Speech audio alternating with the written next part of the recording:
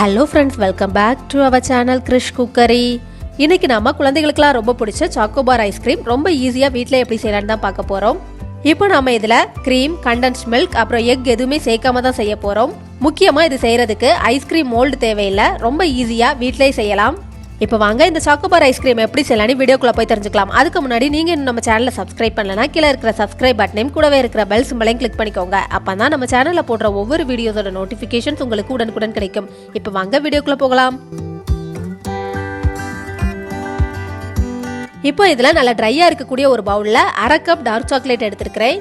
உங்ககிட்ட milk chocolate இருந்துச்சுன்னா அதை கூட நல்லா ட்ரையாக இருக்கக்கூடிய ஒரு பவுலில் எடுத்துக்கோங்க. இனி இந்த சாக்லேட்டை டபுள் பாய்லர் மெத்தடில் மெல்ட் பண்ண போகிறோம். ஸ்டவ்வில் ஒரு பாத்திரம் வச்சுட்டு அதில் கொஞ்சமாக தண்ணி ஊற்றிக்கோங்க. ஸ்டவ்வை மீடியம் ஃப்ளேமில் வச்சுக்கோங்க. தண்ணி நல்லா ஹீட் ஆனதுக்கு அப்புறமா இந்த சாக்லேட் வச்சுக்கக்கூடிய பவுல் எடுத்து இதுக்கு மேலே வச்சுக்கோங்க. இந்த மேலே வச்சுக்கக்கூடிய பவுல் கீழே வச்சுக்கக்கூடிய பாத்திரத்தில் கரெக்டாக ஃபிட் ஆகுறது மாதிரி பார்த்துக்கோங்க. அதே மாதிரி கீழே இருக்கக்கூடிய தண்ணி மேலே இருக்கக்கூடிய பவுலில் டச் ஆகாத மாதிரி பார்த்துக்கோங்க. ரொம்ப அதிகமாக தண்ணி தேவையில்லை, குறைவாகவே போதும். ஸ்பூன் வச்சு கலந்து விட்டுட்டே இருங்க. இப்போ பார்த்தீங்கன்னா இது நல்லா மெல்ட் ஆயிடுச்சு. இந்த மாதிரி இந்த எல்லா சாக்லேட்டும் நல்லா மெல்ட் ஆனதுக்கு அப்புறமா ஸ்டவ் ஆஃப் பண்ணிட்டு இதை கீழே இறக்கி வச்சுக்கோங்க. அடுத்தது நாம இப்போ இந்த சாக்கோ பார் மோல்டு எதுவும் யூஸ் பண்ணாம தான் செய்ய போறோம். அதனால இந்த மாதிரி டிஸ்போசபிள் பேப்பர் கப் எடுத்துக்கோங்க. சப்போஸ் உங்ககிட்ட ஐஸ்கிரீம் மோல்டு இருந்துச்சுன்னா அதை எடுத்துக்கோங்க, அதுல கூட செய்யலாம். இப்போ ஒரு கத்திரிக்கோல் வச்சு இந்த கப்ல சின்னதா ஒரு சைடு மட்டும் லைட்டா கட் பண்ணி விட்டுக்கோங்க. அப்ப டிமோல்ட் பண்ணி எடுக்கிறதுக்கு ரொம்ப ஈஸியா இருக்கும். ரொம்ப பெருசா கட் பண்ணிடாதீங்க, இந்த மாதிரி சின்னதா கட் பண்ணா போதும். இதே மாதிரியே எல்லா கப்லையும் ஒரு சைடு மட்டும் லைட்டா கட் பண்ணி வச்சுக்கோங்க.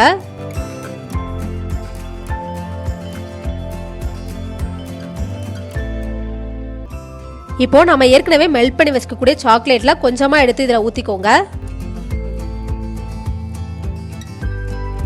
ஊத்துனதுக்கு அப்புறமா இந்த கப்பை இந்த மாதிரி நல்லா ரொட்டேட் பண்ணி அந்த சாக்லேட் எல்லா இடத்துலயும் ஈவனா கோட் ஆகுறது மாதிரி வச்சுக்கோங்க.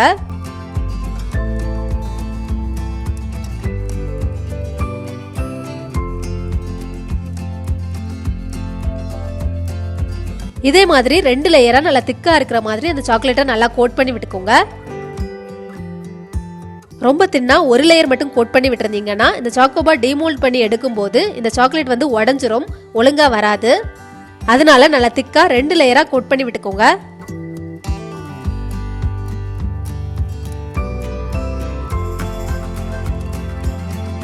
இதே மாதிரியே மீதி இருக்கக்கூடிய கப்லையும் கொஞ்சமா சாக்லேட் ஊத்திட்டு அதுலயும் 2 லேயரா நல்லா திக்கா கோட் பண்ணி எடுத்துக்கோங்க.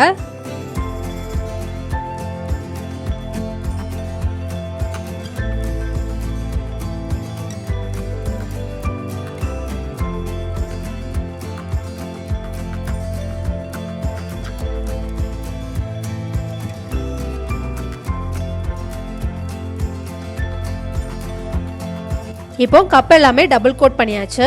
இனி இது நல்லா செட் ஆகுறதுக்காக கொஞ்ச நேரத்துக்கு ஃப்ரிட்ஜில் எடுத்து வச்சிடலாம். அடுத்தது உள்ள வைக்கக்கூடிய வெனிலா ஃபில்லிங் ரெடி பண்ணிடலாம். அதுக்கு ஸ்டவ்ல ஒரு பேன் வச்சுட்டு அதில் 2 கப் ஃபுல் ஃபேட் மில்க் ஊற்றிக்கோங்க. ஃபுல் ஃபேட் மில்க் இல்லைனாலும் ஒன்றும் பிரச்சனை இல்லை, நார்மலான பேக்கெட் பாலே ஊற்றிக்கோங்க. இனி இதை நல்லா கொதிக்க வச்சுக்கோங்க.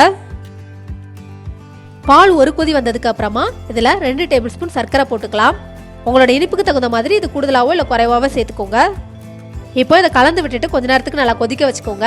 அந்த சைடில் பாத்திரத்தில் படியக்கூடிய ஆடு எல்லாத்தையும் அப்பப்போ எடுத்து விட்டுட்டு நல்லா கலந்து விட்டுக்கோங்க.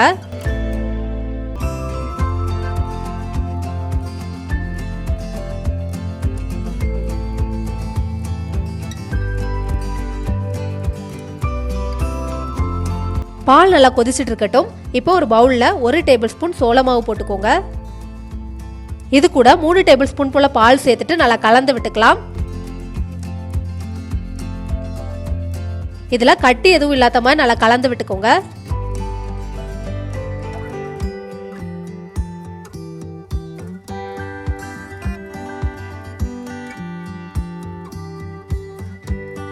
நல்லா மிக்ஸ் பண்ணதுக்கு அப்புறமா கொதிச்சுட்டு இருக்கக்கூடிய பால்ல இதை எடுத்து ஊத்திட்டு அதுக்கப்புறமா எல்லாத்தையும் சேர்த்து நல்லா மிக்ஸ் பண்ணி விட்டுக்கோங்க. ஸ்டவ் மீடியம் ஃப்ளேம்ல வச்சுட்டு கொஞ்ச நேரத்துக்கு இதை நல்லா மிக்ஸ் பண்ணிட்டே இருங்க. அடிக்கடி அந்த பாத்திரத்தில் சைடில் ஒட்டிட்டு இருக்கக்கூடிய பாலாடையை எடுத்து விட்டு கலந்து விட்டுக்கோங்க. கொஞ்ச நேரத்துல இது நல்லா திக்காக ஆரம்பிக்கும்.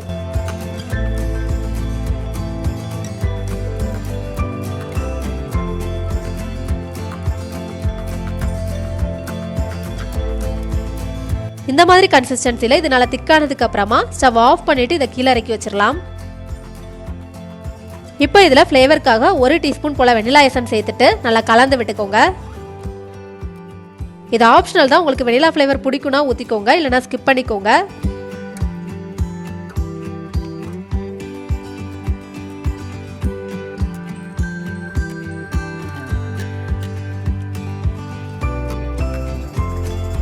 இனி இதை கொஞ்ச நேரத்துக்கு நல்லா ஆற வச்சுக்கலாம். அடுத்தது ஃப்ரிட்ஜில் செட் ஆகுறதுக்காக வச்சிருந்த டிஸ்போசபிள் கப்பையும் வெளில எடுத்துடலாம். இப்போ பார்த்தீங்கன்னா சாக்லேட் நல்லா செட் ஆயிடுச்சு, கையில் எதுவுமே ஒட்டலை. இப்போ அந்த வெனிலா ஃபில்லிங்கும் நல்லா ஆறுனதுக்கு அப்புறமா அதை எடுத்து இந்த கப்பில் ஊற்றிக்கோங்க.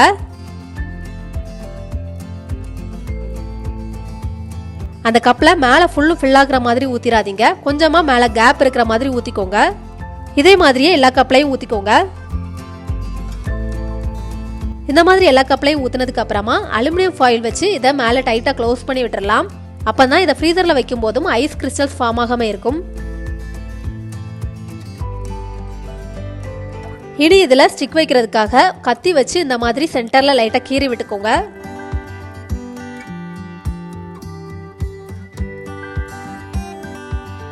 அதுக்கப்புறமா இந்த மாதிரி இதில் எல்லாத்துலேயும் ஸ்டிக் வச்சிருங்க.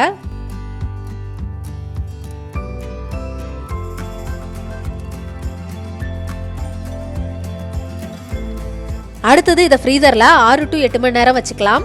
அப்படி இல்லைனா நைட்டு ஃபுல்லும் கூட வச்சுக்கலாம், நல்லா செட் ஆகிரும். 8 மணி நேரத்துக்கு அப்புறமா ஃப்ரீசர்லேருந்து இதை வெளில எடுத்துட்டு அந்த அலுமினியம் ஃபாயிலை ரிமூவ் பண்ணிடலாம்.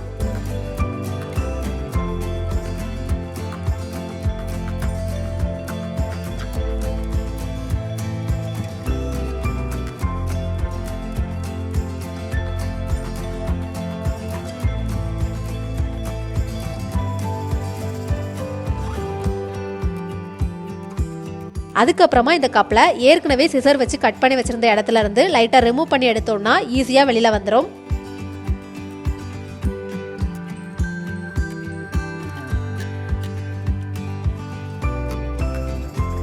இதே மாதிரியே எல்லா சாக்கோபாரையும் டிமோல்ட் பண்ணி எடுத்துருங்க.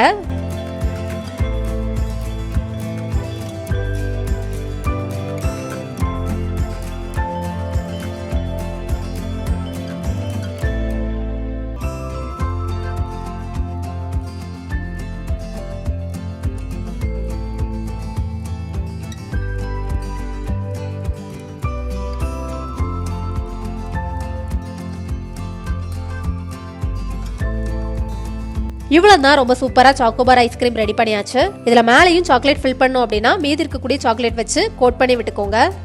இதே மாதிரியே உங்க குழந்தைகளுக்கு கடையில வாங்காம நம்ம வீட்லயே நீங்க செஞ்சு கொடுங்க. ரொம்ப ஈஸியா, ரொம்ப ஹெல்தியா, ப்ரிசர்வேட்டிவ்ஸ் எதுவும் ஆட் பண்ணாம வீட்லயே செஞ்சிடலாம். இந்த ரெசிபி உங்களுக்கு பிடிச்சிருந்தா லைக் பண்ணுங்க, உங்க ஃப்ரெண்ட்ஸ் கூட ஷேர் பண்ணுங்க, கமெண்ட் பண்ணுங்க, மறக்காம கிறிஷ் குக்கரை சப்ஸ்கிரைப் பண்ணிடுங்க. வேறொரு சூப்பரான ரெசிபியோட உங்களை மீட் பண்றேன். அது வரைக்கும் பாய்.